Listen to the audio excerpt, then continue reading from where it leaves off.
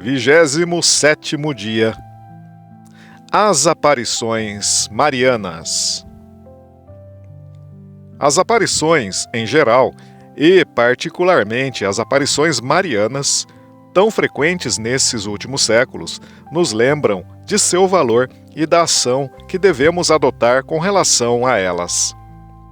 É claro que, aqui, pretendemos falar apenas das aparições sérias e comprovadas, e não da profusão de pseudo-videntes, pseudo-cristãos, etc., dos quais nossos tempos estão repletos, que dizem e escrevem rios de mensagens, muitas vezes catastróficas. Este já é um sinal claro de falsidade, e que, portanto, não serão objeto de nossa consideração.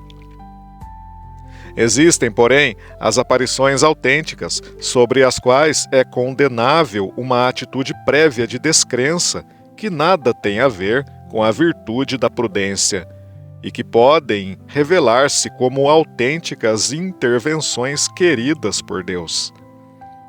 Não só a história da Igreja, mas toda a história sagrada está salpicada de aparições.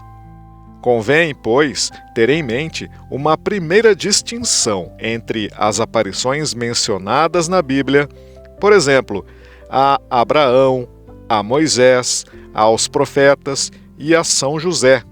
Até nos sonhos Deus pode enviar as suas mensagens. A São Pedro, a São Paulo. Todas elas fazem parte integrante da revelação divina e têm o valor inspirado da Sagrada Escritura. As aparições extrabíblicas, ainda que sejam oficialmente aprovadas pela autoridade eclesiástica, seguem sendo aparições privadas que nada acrescentam ao patrimônio da fé e cuja importância é bastante diversificada. Para um indivíduo, para uma cidade, para uma situação passageira. Mas podem ter também grande importância do ponto de vista pastoral. Pensemos, por exemplo, nas aparições de Guadalupe, de Lourdes, de Fátima. Convém, no entanto, reiterar, em relação a todas as aparições privadas, que nada acrescentam à revelação pública. O Concílio Vaticano II afirma com determinação esta realidade. Não se há de esperar nenhuma outra revelação pública antes da gloriosa manifestação de Nosso Senhor Jesus Cristo. Dei Verbum, número 4. Não há espaço para a chamada vinda intermediária de Jesus Cristo, sobre a qual tanto falam certos videntes modernos. Alguns exemplos. Tem uma importância pessoal o crucifixo que falou a São Francisco e muitas aparições a santos que inspiraram a sua vocação e missão.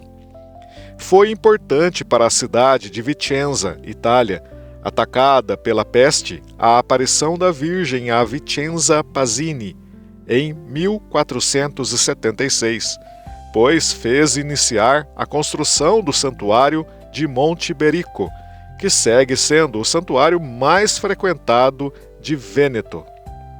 Foi importante para uma região a aparição da Virgem em La Salette, em 1846, na qual a Virgem recordou a seus habitantes o dever de santificar as festas, observar as sextas-feiras e não blasfemar. Posteriormente, o santuário ganhou uma importância internacional. Houve, no entanto, aparições marianas de imensa importância pastoral, que marcaram épocas e perduram no correr dos séculos. Se tivéssemos de decidir quais foram, segundo a nossa compreensão, as aparições marianas mais importantes até agora na história da Igreja, não hesitaríamos em lembrar as de Guadalupe, na cidade do México, onde, ao que parece, os conquistadores pretendiam impor o cristianismo à força.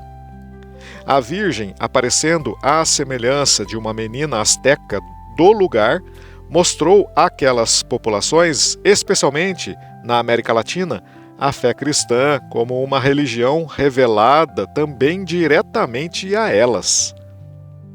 Lembremos-nos também das aparições de Lourdes, em 1858, 4 anos antes da definição do dogma da Imaculada Conceição. Nesse caso, o seu valor foi imenso. Acima de tudo, o fato extraordinário da aparição e dos milagres que se seguiram teve o peso de uma resposta do céu ao racionalismo reinante. Foi justamente Deus que confundiu a inteligência dos sábios com a simplicidade de uma menina quase analfabeta, embaixadora da Virgem. A importância pastoral é evidente. Cabe até perguntar-se o que teria sido feito da fé na França se não fosse Lourdes. Por fim, Fátima, que é a grande aparição mariana amada por Deus para iluminar o nosso século obscuro, escurecido pelo ateísmo e pelas guerras.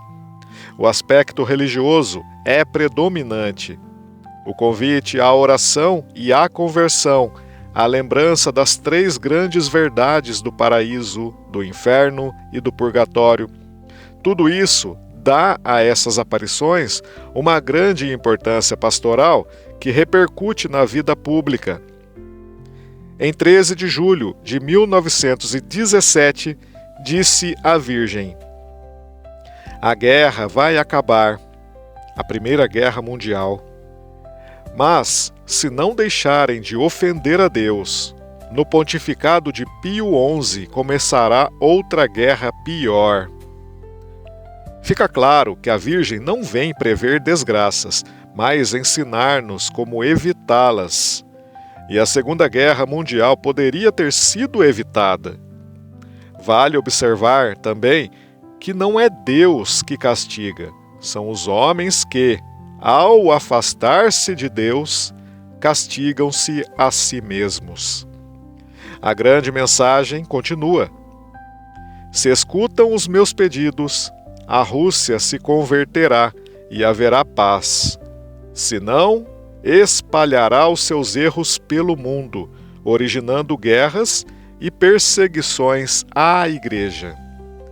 No fim, meu coração imaculado triunfará.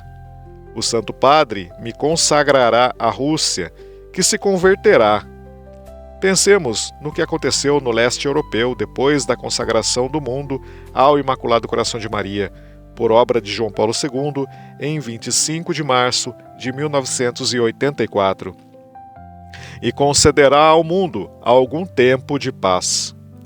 É uma mensagem de excepcional importância, que prenuncia todo o futuro do século que estava para terminar.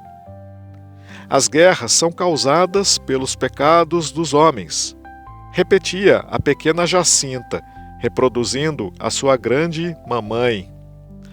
Qual o valor dessas aparições? Parece-me que está bem claro.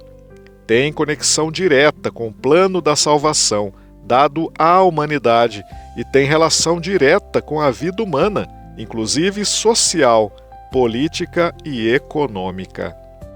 É inútil criar falsas barreiras para relegar a fé às sacristias. Em um mundo que parece dominado pelo sexo, pela violência e pelo erro, basta folhear as páginas dos jornais e assistir aos noticiários. A Virgem convida, num lamento, os seus filhos à oração. Como Jesus, que em sua agonia no Getsêmani dizia: "Vigiai e orai, para que não entreis em tentação." Evangelho de São Mateus, capítulo 26, versículo 41. A mensagem mariana de Fátima também termina com as sentidas palavras: "Que não ofendam mais a Deus, nosso Senhor, que já está muito ofendido."